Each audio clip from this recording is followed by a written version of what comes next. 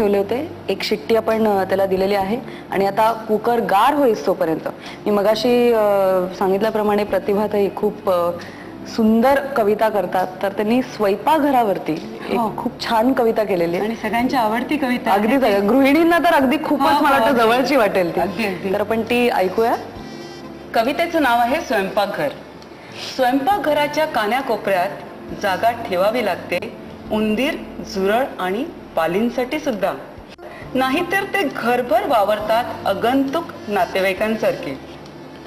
स्वयंपाकघरात पाचही तत्व म्हणजे जल, वायू, अग्नी, पृथ्वी आणि आकाश एकमेकांच्या संगतीने गुण्यागोविंदाने एकत्रितपणे नांदतात.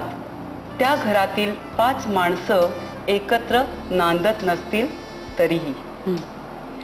स्वयंपाकघरात वाऱ्यावर असतात कांदा, बटाटा आणि लसूण.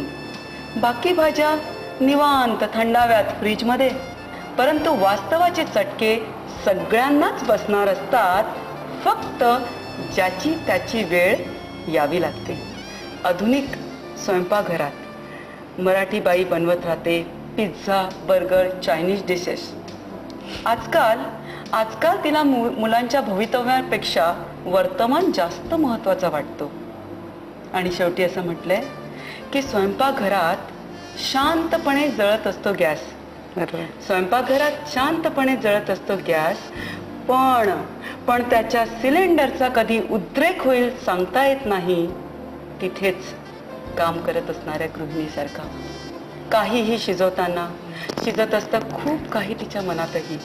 काहीही शिजत असतं खूप काही तिच्या मनातही. जे पानात पडतच असं नाही, जे पानात पडतच असं नाही. तर